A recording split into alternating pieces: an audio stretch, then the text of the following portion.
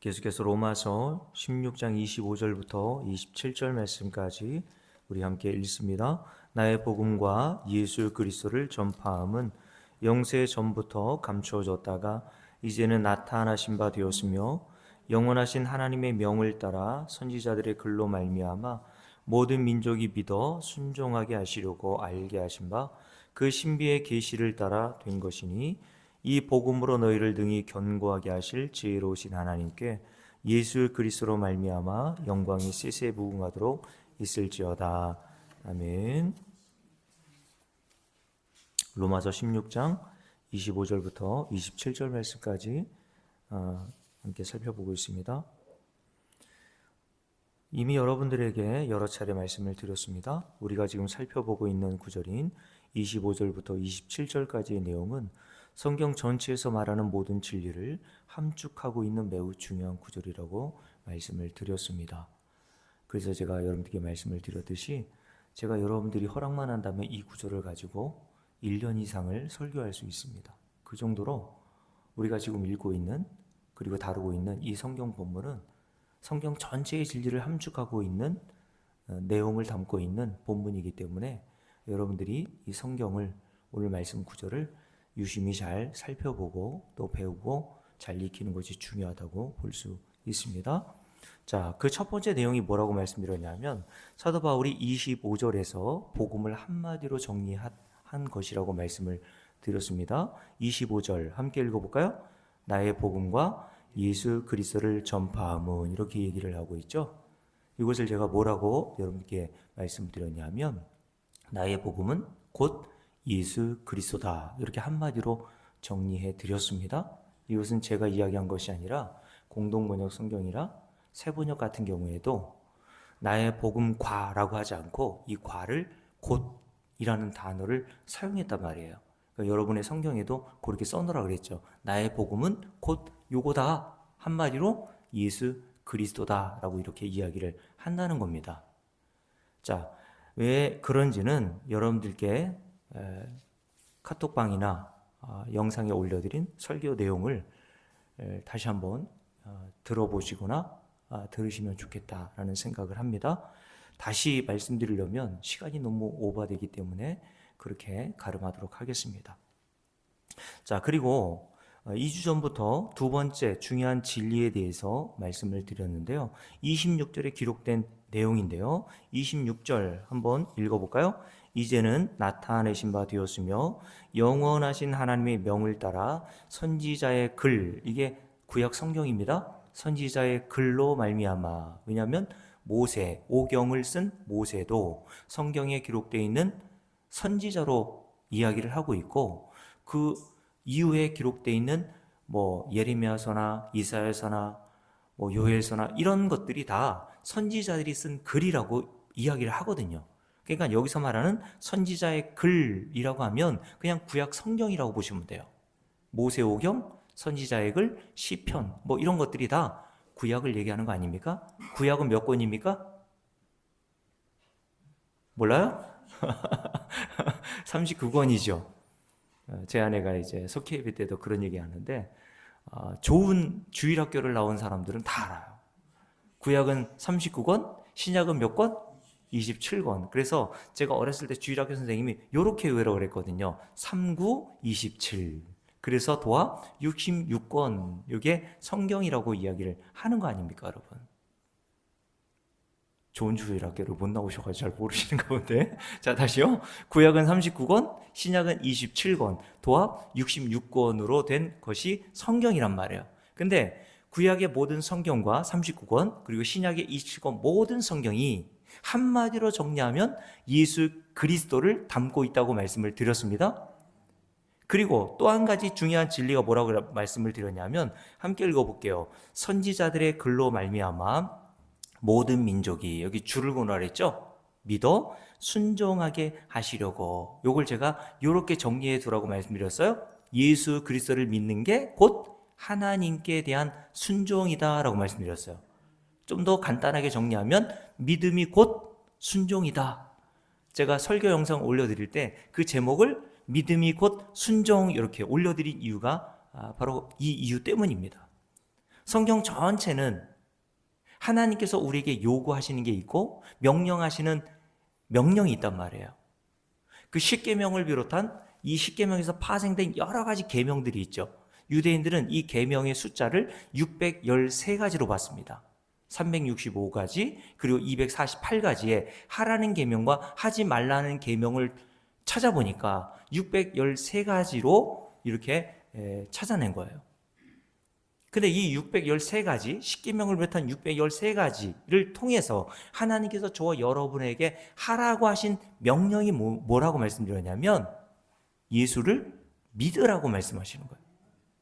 그게 하나님께 대한 뭐라고요? 순종하는 겁니다, 여러분.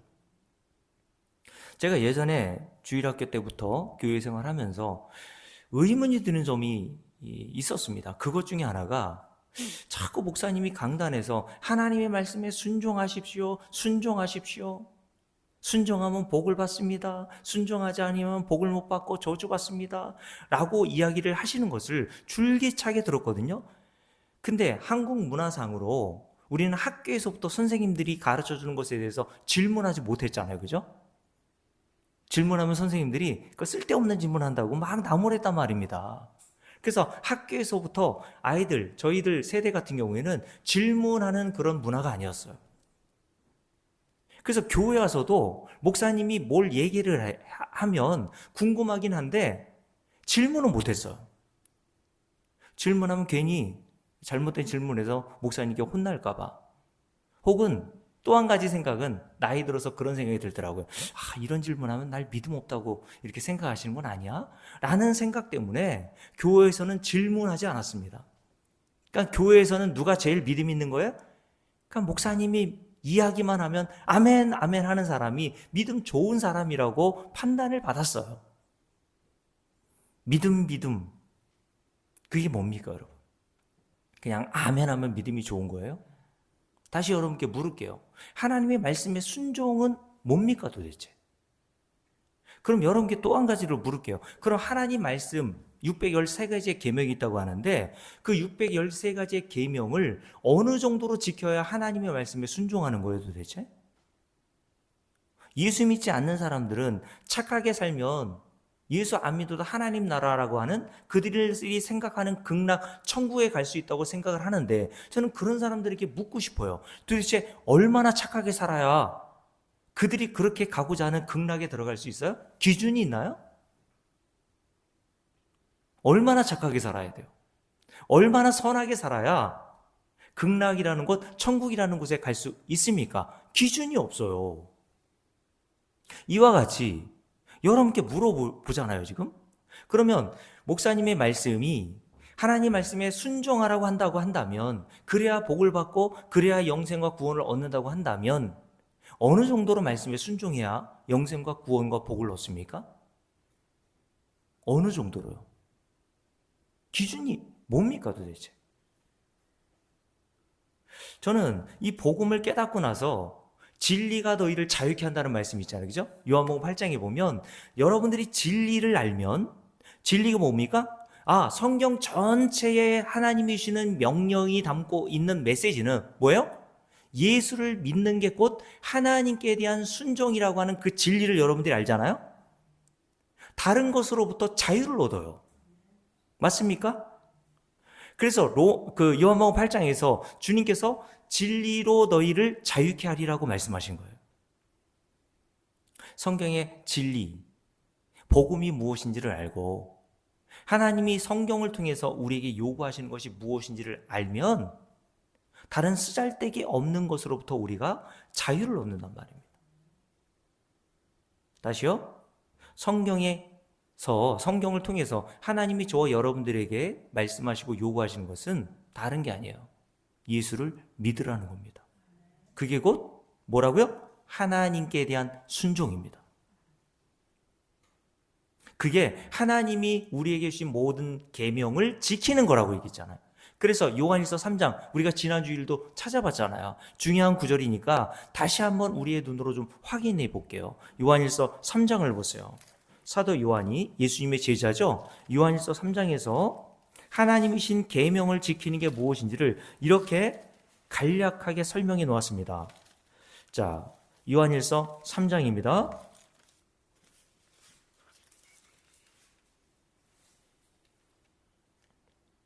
자, 요한일서 3장 21절부터 함께 읽을게요. 사랑하는 자들아, 만일 우리 마음이 우리를 책망할 것이 없으면 하나님 앞에서 담대함을 얻고 무엇인지 구하는 바를 그에게서 받나니 이는 우리가 뭘 지켰어요? 그의 계명을 지키고, 하나님께서 우리에게 지키라고 하신 그 계명을 지켰기 때문에 우리가 하나님 앞에 나아갈 때 담대함을 얻게 되었다라고 얘기했어요.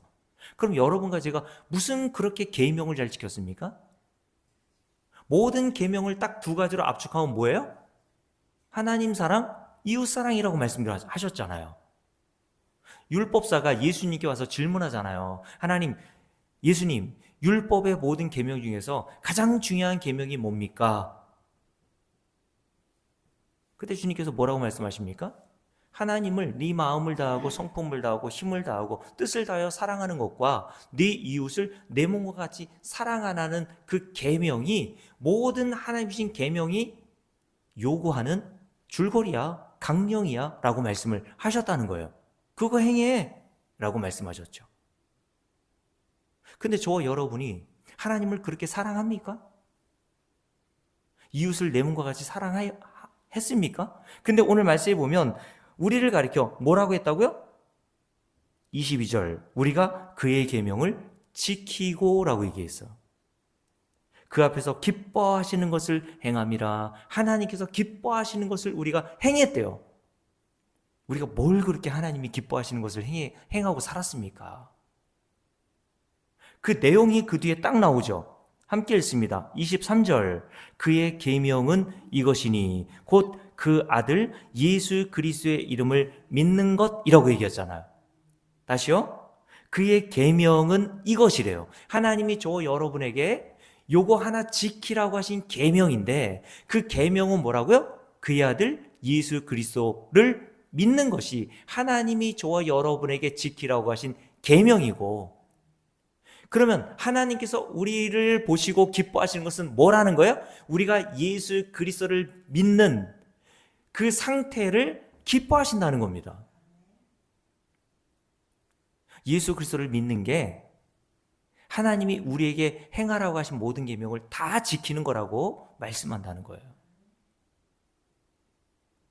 그래서 로마서 우리가 16장에서 살펴본 것처럼 믿음이 곧 순종이고 하나님께 대한 순종은 곧 예수를 믿는 것이다 라고 이렇게 정리를 해드렸습니다.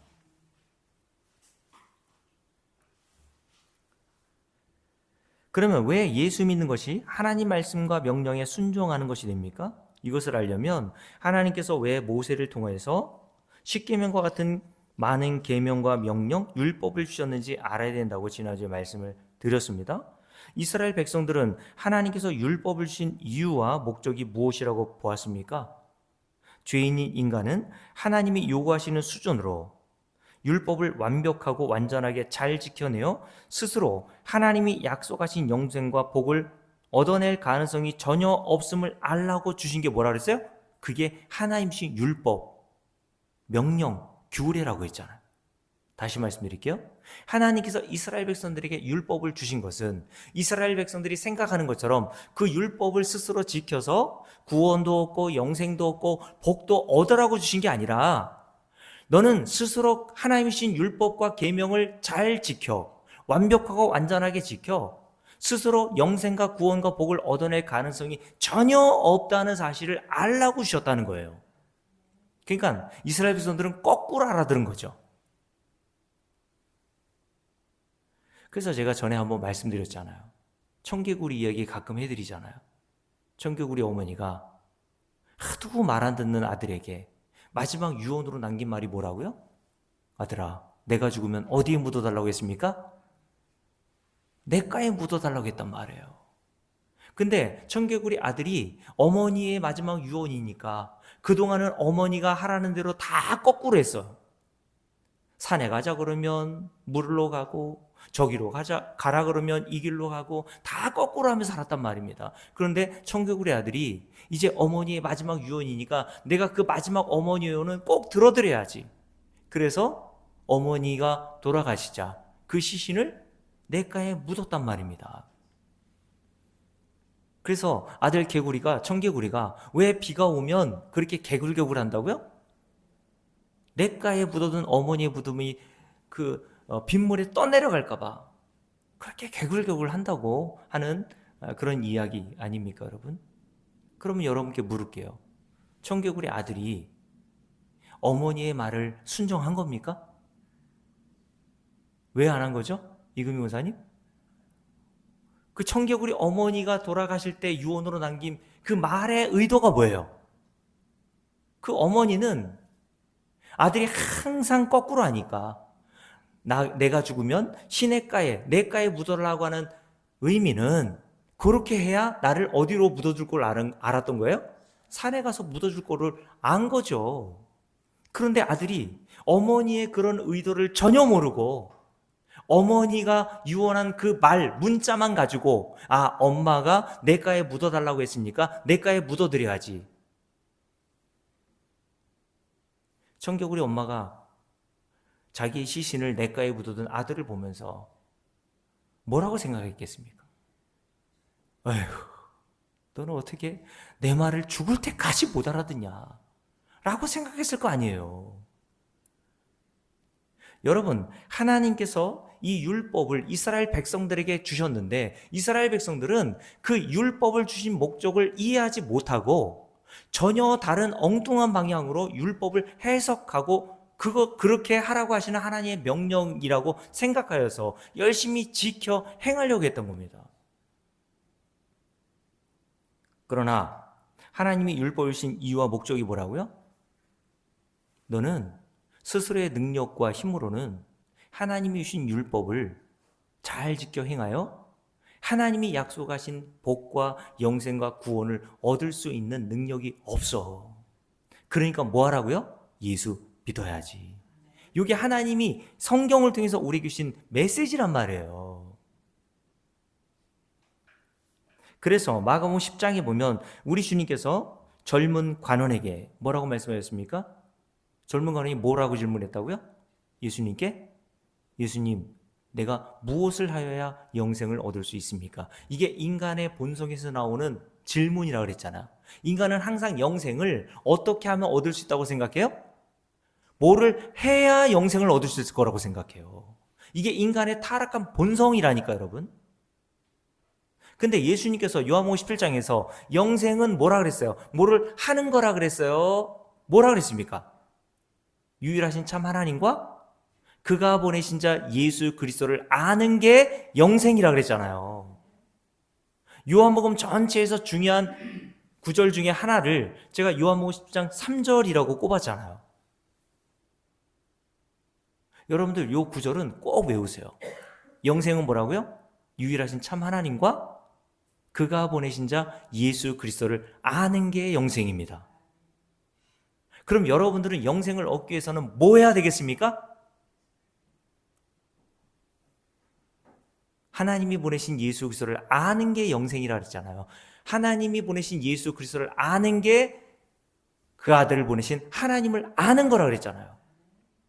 그러면 여러분들이 영생을 얻기 위해서는 뭐에 대한 노력을 해야 되겠어요? 예수 그리스도를 아는 일을 위해서 열심히 힘쓰고 노력해야 된다고 말씀드렸잖아요.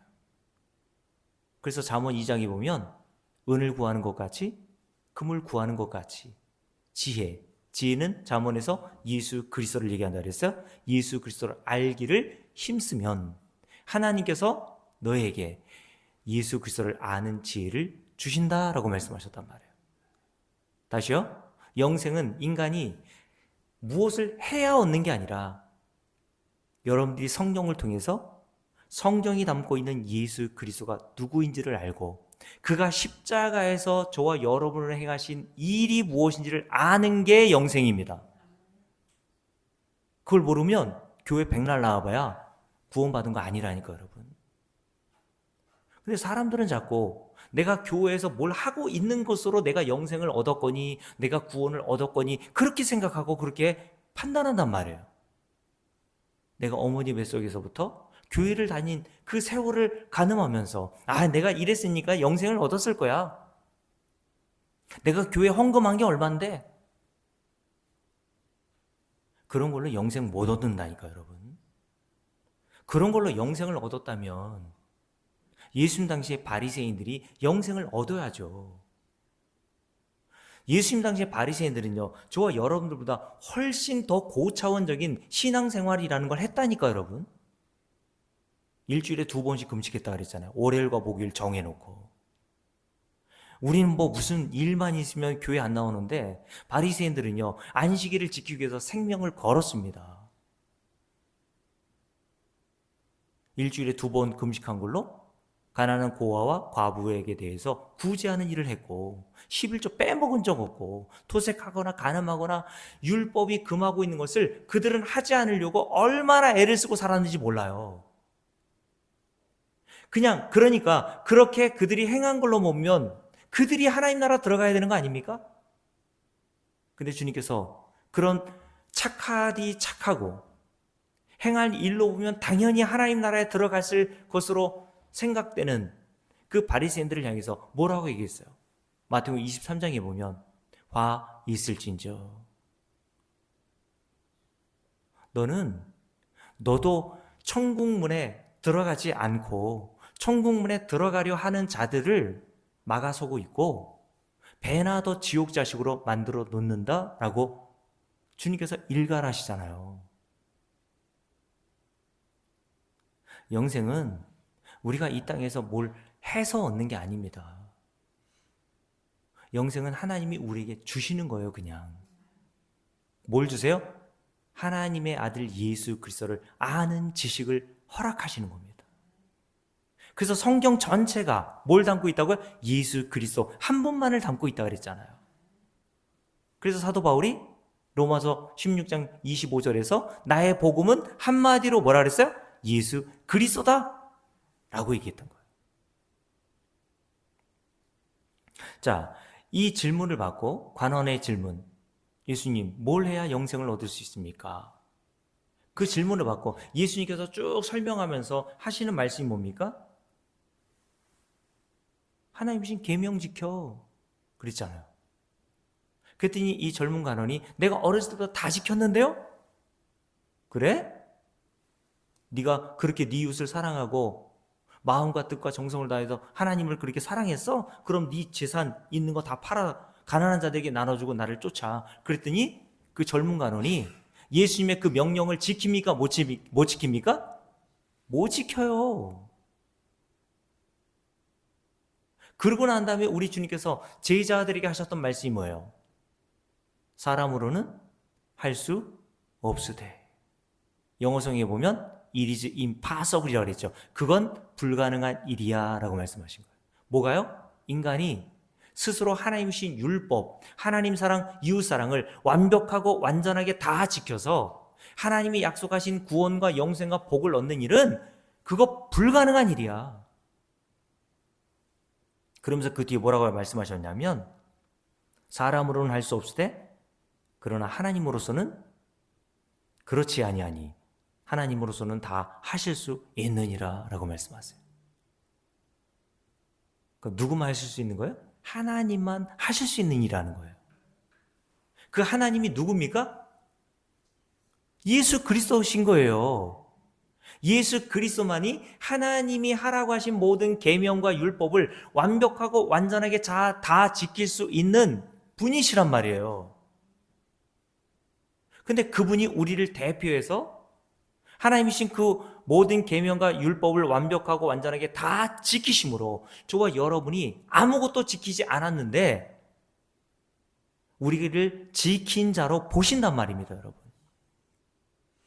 그걸 의인으로 여겨주신다라고 하는 말씀으로 우리에게 가르치고 있는 거죠. 얼마나 할 수 없다고 주님께서 불가능하다고 말씀하셨냐면 비유로 이런 말씀하셨죠. 여러분 다 아는 말씀이죠. 이런 말씀입니다. 마가복음 10장 24절 25절 우리 함께 찾아볼까요? 마가복음 10장입니다. 마가복음 10장입니다.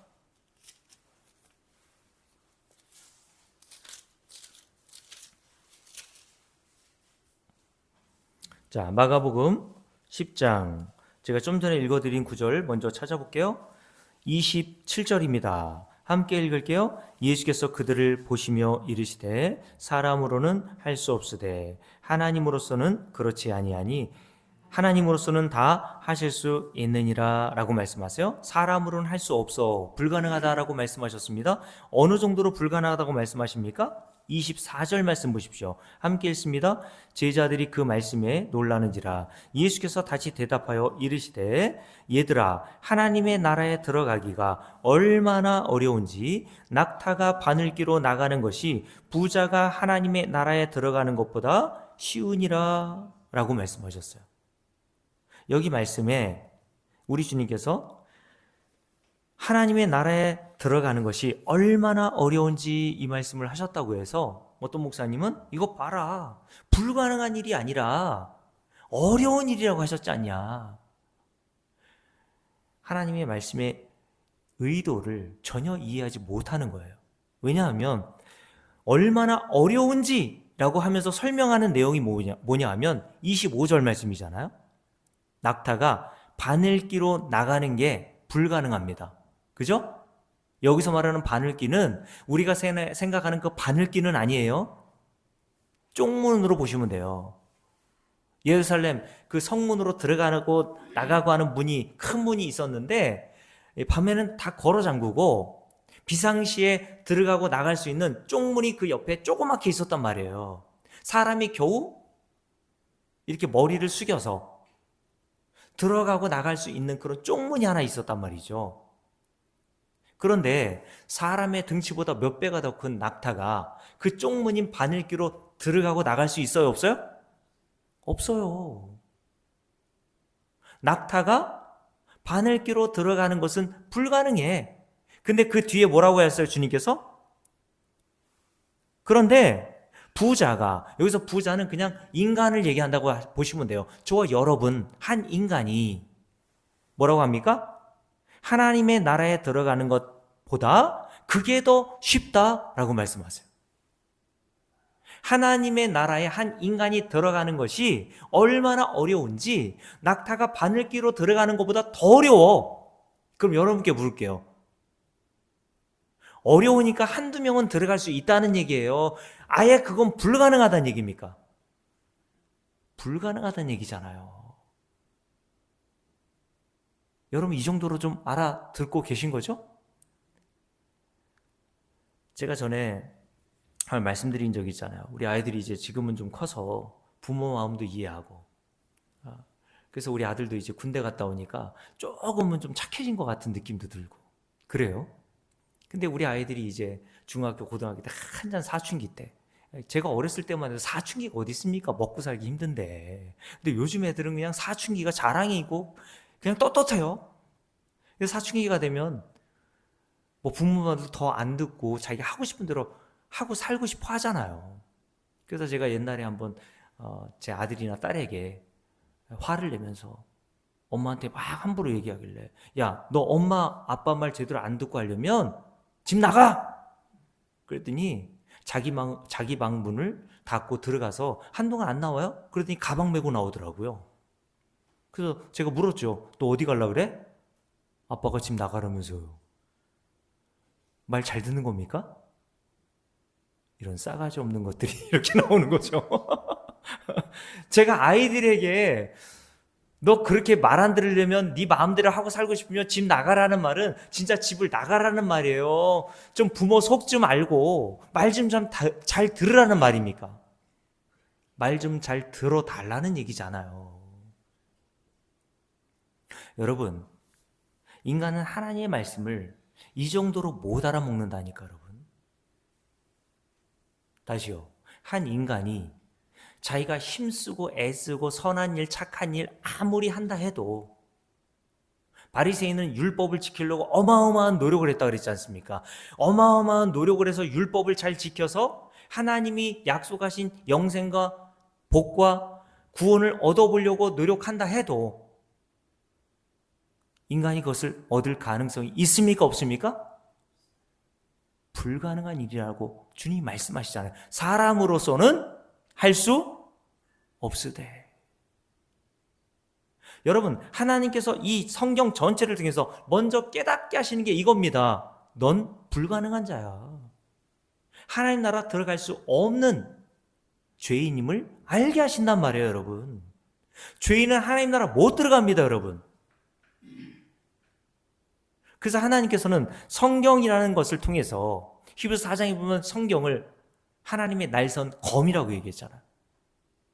우리의 속에 있는 모든 남들이 보지 못하던, 남들이 알지 못하는 죄성을 다 드러내신 이유가 뭡니까? 창피하게 하고 수치스럽게 하기 위한 게 아니라 뭘 알라는 거예요?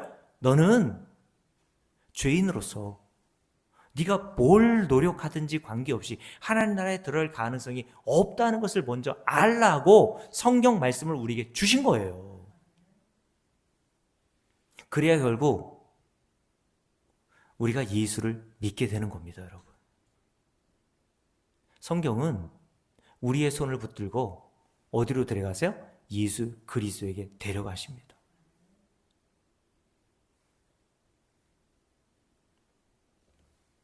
이 정도로 여러분들이 불가능하다는 사실을 알아야 예수 한 분만 믿는 거예요. 그래서 우리가 좀 전에 찬송했죠. 찬송가 494장에 보면 3절에 보세요. 빈손 들고 앞에가 뭐만 붙들어요? 십자가를 붙드네. 저와 여러분이 들고 있는 모든 행위를 하나님께서 탈탈 털어내시는 겁니다. 우리는 그 이전에는 다 부자였다니까요. 뭐가 가진 게 많아요. 하나님께 내놓을 거라고 생각하는 행위를 많이 들고 있었단 말이에요. 그 대표적인 자가 바로 사도 바울이었죠. 빌립보서 3장에 보면 사도 바울은 행한 일이 너무나 많아요. 그래서 당연히 자기의 행한 일을 근거로 나는 하나님 나라에 들어가도 남을 만한 자로 생각했단 말입니다. 그리고 주변에 있는 사람들 다 그렇게 사도 바울을 인정해 줬다니까요. 야, 저 사람이 하나님 나라 들어가지 못하면 누가 들어가겠어? 그런 판단과 평가를 들었던 게 사도 바울이었어요. 그래서 빌립보서 3장을 볼까요? 사도 바울은 빌립보서 3장에서 자신을 이렇게 이야기를 했습니다. 빌립보서 3장을 보세요.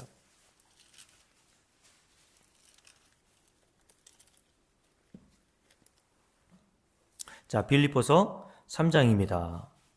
4절부터 함께 읽을게요. 그러나 나도 육체를 신뢰할 만하며 만일 누구든지 다른 이가 육체를 신뢰할 것이 있는 줄로 생각하면 나는 더욱 그러하리니. 무슨 말이냐면 내 행위가 다른 사람에 비교해서 얼마나 많은지, 나는 그 내가 행한 행위를 하나님 나라에 들어갈 만한 신뢰할 만한 것으로 여기고 있었다는 겁니다.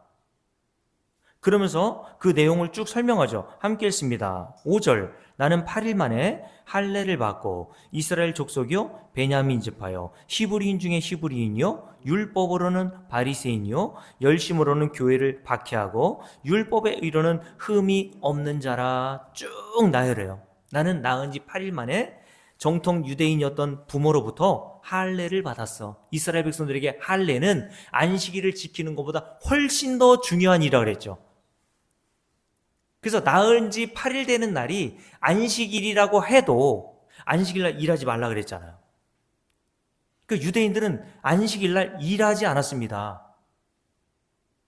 안식일이 되면요, 하지 말아야 될 금령까지 정해놓고, 우리가 어두운 때 뭐 전기불을 막 이렇게 스위치를 뭐 이렇게 켜기도 하고 끄기도 하지 않습니까? 안식일날 유대인들은 그것조차 하지 않았어요. 그것도 일로 본 겁니다. 그 정도로 안식일을 철저하게 지키려고 했습니다. 그게 하나님이 자신에게 명령하신 명령에 순종하는 거로 생각했거든요. 근데 그 안식일이 아이를 낳았는데 8일째 되는 날이 되었어요. 그럼 성경에 보면 낳은 지 8일째 되는 그 아들의 포피, 이 성기의 그 포피를 베어내는 할례 의식을 행해 주라고 했거든요. 그렇지 않으면 창세기 10장에 보면 하나님이 내 백성에게서 끊어진다고 하셨어요. 그래서 이스라엘 백성들은 궁여지책으로 그래도 하나님께서 안식일 날이라도 할례 의식을 행하는 것은 봐주시겠지. 그래서 안식일이라도 낳은 지 8일 되는 자기 아들에게 할례를 행해 주었습니다. 사도 바울은 그걸 자랑스럽게 여긴 거예요. 내 아버지 유대인 정통 유대인으로서 내가 낳은 지 8일 만에 할례를 행해 주므로 내가 하나님의 백성이라는 표식이 내게 있다는 거예요. 그리고 베냐민 지파에 소속되어서 태어났다. 베냐민 지파는 누가 있다 그랬어요? 이스라엘 1대 왕이었던 사울 왕이 베냐민 지파라 그랬잖아요. 가문을 자랑한 거예요. 야, 내 가문은 어떤 줄 알아? 내 선조 중에 이스라엘 1대 왕인 사울이 있었어. 여러분들도 그런 사람이 있으면 자랑하고 싶지 않아요? 그죠? 우리 최금석 집사님, 조상 중에 자랑할 만한 조상 없나요 혹시? 누가 있나 모르겠네. 있어요 없어요? 그래서 교회 안에서도 자기 선조 중에 신앙적으로 탁월한 사람이 있다 그러면 그것도 자랑하고 막 하잖아요. 공주의 자랑은 누굽니까? 박찬호, 박세리 그런 거 아닙니까? 그러니까 사도 바울이 그런 것들을 자랑할 게 너무나 많았던 거예요. 그리고 율법을 이루는 자기는 조금도 흠이 없는 자라고 자랑하잖아요. 그렇죠? 하나님이 지키라고 하신 모든 계명을 난 철저하게 어렸을 때부터 다 지켰어. 이런 사람을 뭐라고 한다고요? 성경에서 부자라고 합니다. 부자. 부자는 하나님 나라 못 들어가죠. 사람으로서는 할 수 없다. 부자가 하나님 나라 들어가는 것이 이 정도로 어렵다는 것을 낙타가 바늘기로 들어가는 것보다 더 어렵다고 말씀하셨잖아요. 그러면 하나님께서 저와 여러분을 어떤 자로 만들어 놓으셔야 돼요? 부자에서 가난한 자가 되게 하셔야 되잖아요. 아무것도 없는 빈손으로 하나님 앞에 나올 수 있도록 우리 손에 들고 있었던 모태신앙이라는 거, 내가 어렸을 때부터 얼마나 하나님께 헌신했는가, 헌금은 얼마나 했는가, 내가 직분은 뭔가, 이런 모든 내가 신뢰했던 것들을 다 하나님께서 탈탈 털어버리셔야 된단 말이에요. 그래서 사도 바울을 하나님께서 어떻게 하세요? 그거 구원과 영생과 복을 얻는데 아무 도움이 없다는 사실을 성경을 통해서 깨닫게 하신단 말이에요. 그래서 사도 바울을 부자에서 가난한 자가 되게 하시죠. 가난한 자라는 것은 내가 이제 의지할 것이 아무것도 없는 자가 되어서 뭐밖에 의지할 게 없어요? 예수 그리스도의 십자가의 은혜 하나밖에 의지할 게 없는 자로 만들어 놓으시는 거예요. 그게 뭡니까? 그게 하나님께 대한 순종이라니까 여러분. 그 순종은 우리 스스로 할 수 없어요. 그래서 하나님이 택하신 성도들인 저와 여러분을 사도 바울과 같이 우리가 신뢰하고 의지했던 모든 것들을 탈탈 털어버리시고 빈손 들고 하나님 앞에 나오게 하시는 겁니다. 그리고 뭐만 붙들게 하세요?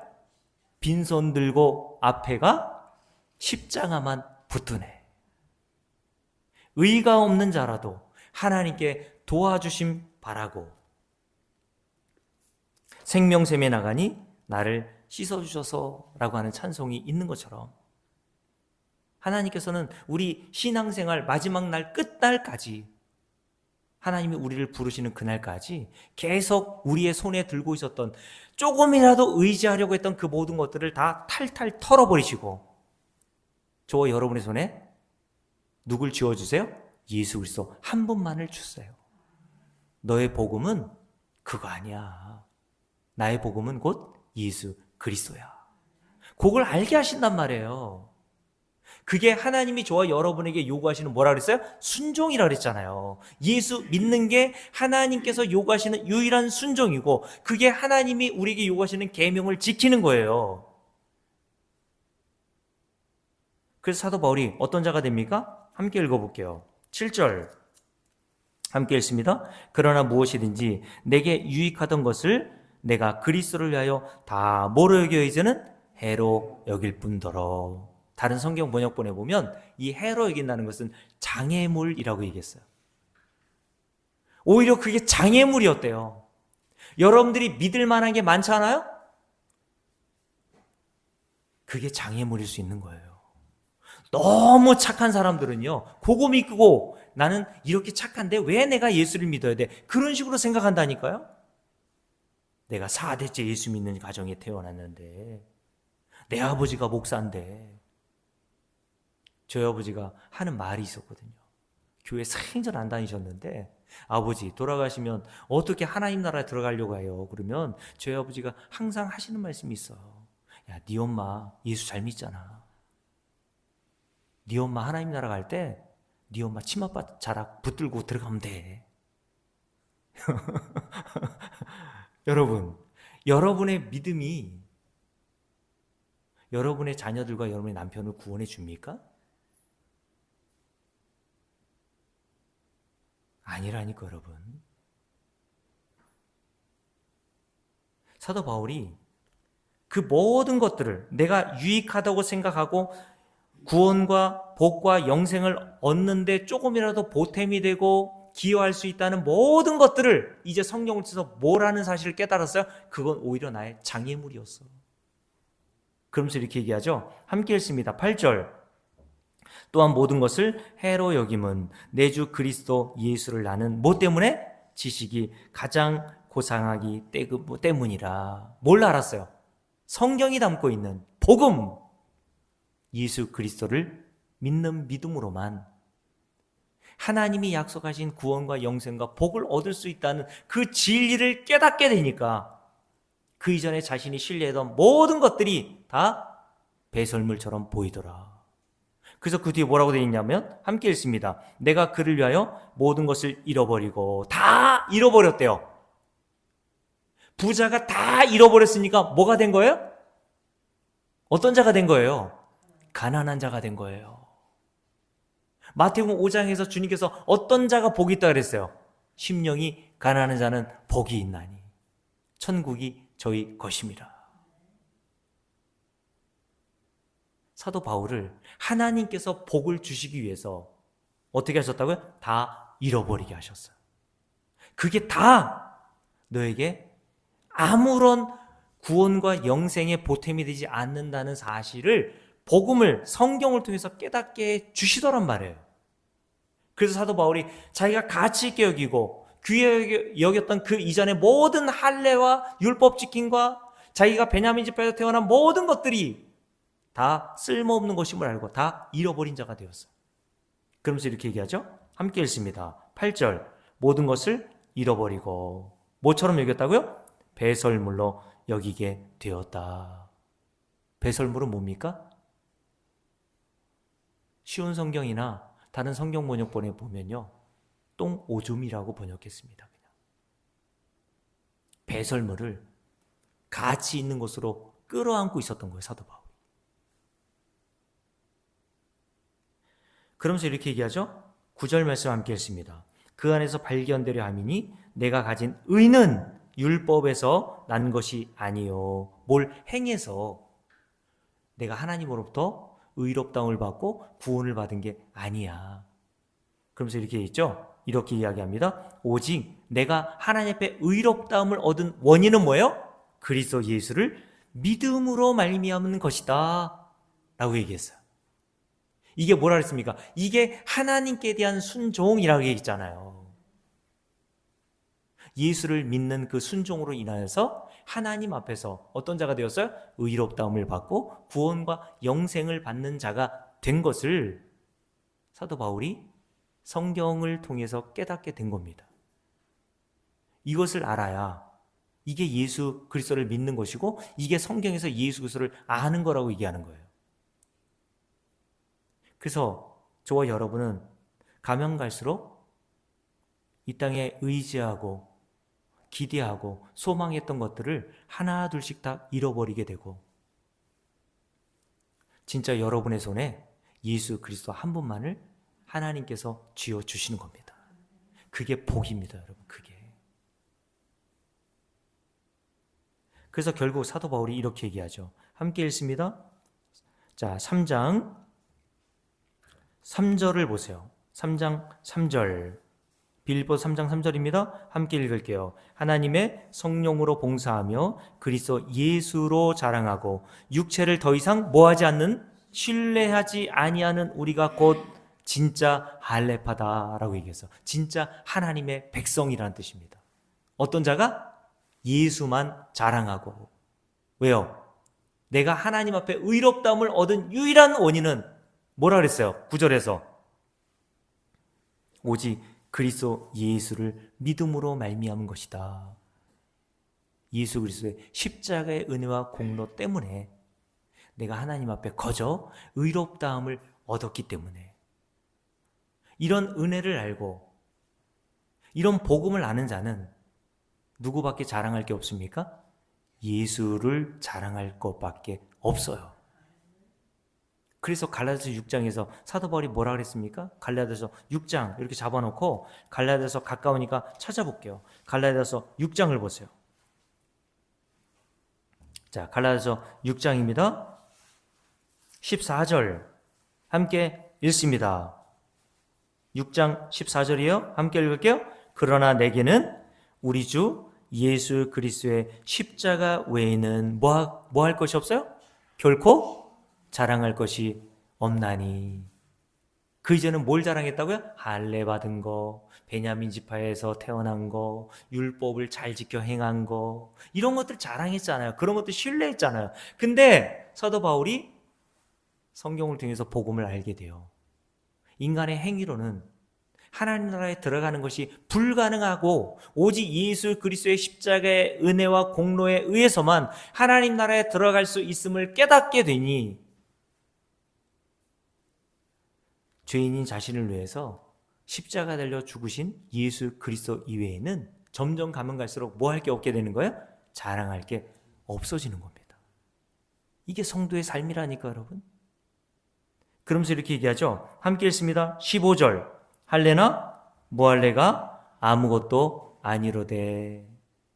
anything, nothing, 아무것도 아니야. 할례, 무할례 여러분 거기 다 써놓아 보세요. 직분, 신앙 연수, 헌금한 거, 이 모든 것들 다 써놓아 보세요. 이 모든 것들은 하나님 앞에서 뭐라고요? 아무것도 아니로되. 그걸로 하나님 나라 들어가는 게 아니라니까요. 예수 그리스도의 십자가의 은혜와 공로에 의해서만 여러분이 하나님 나라에 들어가게 되는 원인입니다, 여러분. 그게 예수 믿는 거잖아요, 여러분. 그게 하나님께 대한 순종이라니까, 여러분. 그것만 하나님께서 요한일서에 보면 그걸 기뻐하신다 그랬잖아요. 하나님이 저와 여러분에게 다른 것 기뻐하시는 게 아니라 하나님 말씀에 순종하는 것, 그 예수 그리스도를 믿는 것으로 하나님이 저와 여러분을 기뻐하시는 거예요. 다시요. 갈라디아서 6장 14절. 그러나 내게는 우리 주 예수 그리스도의 십자가 외에는 결코 자랑할 것이 없나니. 15절 할례나 무할례가 아무것도 아니로되 오직 새로 지으심을 받은 것만이 중요하니라. 무릇 이 규례를 행하는 자에게와 하나님의 이스라엘에게 평강과 궁일이 있을지어다 라고 얘기했습니다. 자, 다시 빌립보서 3장을 보고 살펴보고 이제 정리하고 마칠게요. 빌립보서 3장을 보십시오. 자, 3장 3절 여기까지 했죠? 3장 3절을 보세요. 빌립보서 3장 3절입니다. 함께 읽을게요. 하나님의 성령으로 봉사하며 그리스도 예수로 자랑하고. 더 이상 육체를 신뢰하지 아니하는 우리 성도들을 얘기하는 겁니다. 그들이 바로 할례는 하나님의 백성이라는 증표라 그랬잖아요. 요 세 가지, 하나님의 성령으로 봉사하고 그리스도 예수로 자랑하고 육체를 더 이상 신뢰하지 아니하는 성도야말로 진짜 하나님의 백성이다 라고 얘기한 거예요. 할례를 받고 안 받고가 하나님의 백성된 근거가 아니라고 얘기합니다. 율법을 얼마나 잘 지켰느냐 지키지 않느냐는 구원과 영생과 복을 얻는데 아무런 보탬이 되지 못해요. 오직 예수 그리스도의 십자가의 은혜로만 저와 여러분이 구원과 영생을 얻고 하나님이 약속하신 모든 하늘에서 간 신령한 복을 받는 줄로 믿습니다. 그래서 성도는 그 진리를 알면 예수만 자랑하고 그 예수 그리스도께서 우리에게 행하신 그 은혜를 알면 성령으로 봉사하게 된단 말이에요. 그래서 에베소 1장을 보고 마칠게요. 에베소 1장에 보면 사도 바울이 에베소 교회 성도들에게 뭐라고 얘기했나요? 에베소 1장을 보세요. 자, 에베소, 빌립보서, 골로새는 사도 바울이 어디에서 쓴 서신이라 그랬어요? 감옥에서. 감옥은 어떤 곳입니까? 자유가 빼앗기고 이 세상의 모든 부귀영화를 다 빼앗긴 상태가 감옥에 갇힌 상태 아니에요? 그럼 여러분들 감옥에 갇히면 여러분의 입에서 뭐가 나와야 돼요? 그것도 사도 바울은 억울하게 복음을 증거하다가 감옥에서 뭐 대단히 잘못한 일이 없어요. 하나님이 증거하라고 하는 복음을 증거했더니 사람이 그 복음을 싫어하더라는 거예요. 왜요? 인간은 행위를 가치 있게 여기거든요. 아니 내가 그래도 수십 년 동안 신앙생활 했는데 그건 아무것도 아니야? 헌금한 거 아무것도 아니야? 내가 하나님 나라에 들어가서 남들보다 좀 괜찮은 구원을 얻어보려고 열심히 전도한 사람들이 있는데 그것도 아무것도 아니야? 이런 말을 들으면 여러분들 기분 어때요? 뭘 해봤어야 기분이 어떤지 진짜. 부자는 이런 말을 듣고 기분이 나쁘다니까. 부자는 뭐라 그랬습니까? 신뢰할 게 많아요. 한 일이 많아요. 그런 자들에게, 그래서 바리새인과 서기관들이 한 일이 많은데 주님께서 그거 아무것도 아니야. 그랬더니 예수를 십자가에 매달아 죽인 거예요. 인간은 자기가 행한 행위를 가치 있게 여기는데 복음은 그거 가치 없어. 오직 예수 그리스도의 십자가에서 행하신 그 공로만 가치 있어. 믿습니까, 여러분?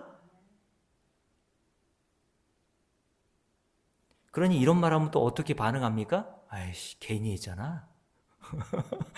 하지나 말걸. 구원과 영생에 아무런 보탬이 되지 않는데 괜히 했어. 그게 복음을 모르는 사람들이 하는 말이에요. 은혜를 모르니까 그런 얘기는 하는 겁니다. 여러분들이 진짜 은혜를 알잖아요? 하지 말라 그래도 하게 됩니다. 더 하게 돼요.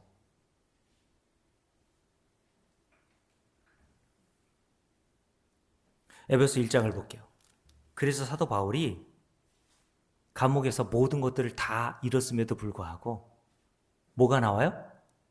찬송이 나와요. 뭐 때문에? 3절을 보세요. 함께 읽습니다. 찬송하리로다. 하나님 곧 우리 주 예수 그리스도의 아버지께서 뭘 주셨대요? 하늘에 속한 모든이라 그랬어요? 일부라 그랬어요? 줄을 빡빡 끊으라 그랬잖아요. 모든 신령한 복을 누구에게? 2000년 전에 에베소 교회 성도들에게만 주신 게 아니라 우리라고 했을 때 우리라고 하는 대상은요, 사도 바울과 에베소 교회 성도들과 함께 저와 여러분이 다 여기 포함되어 있는 거란 말입니다. 어떤 복? 하나님의 아들이 되는 복. 그 4절부터 쭉 나오잖아요. 이 하늘에 속한 모든 복을 우리에게 주셨다. 누구를 통해서? 3절. 우리 주 예수 그리스도를 통해서. 그래서 사도 바울은 이 세상의 복이란 복은 다 빼앗기고 다 잃어버렸지만 눈에 보이지 않는 진짜 복, 하늘에 속한 신령한 복을 예수 그리스도를 통해서 그 십자가의 공로로 얻었다는 그 진리를 알고 감옥의 찬바닥에서 그 입에서 뭐가 나왔다고요? 찬송이 나오더라. 찬송은 훈련에서 나오는 게 아니에요. 감사는 훈련에서 되는 게 아니라 그랬잖아요. 왜 교회가 자꾸 감사 훈련을 하려고 합니까? 복음을 증거해주고 하나님이 택하신 자들에게 그 복음을 통해서 그리스도를 통해서 우리에게 행하신 그 하나님이 주신 은혜를 깨닫게 되면요, 감사와 찬송은 그냥 흘러나오는 겁니다. 이런 은혜를 저와 여러분들에게 주시기를 주의 이름으로 축복합니다. 예수 믿는 게 뭐라고요? 한마디로 하나님께 대한 순종입니다. 그 순종이 우리가 인생 끝날 때까지, 죽을 때까지 그 순종이 우리 안에서 매일처럼 나오게 되기를 주의 이름으로 축복합니다.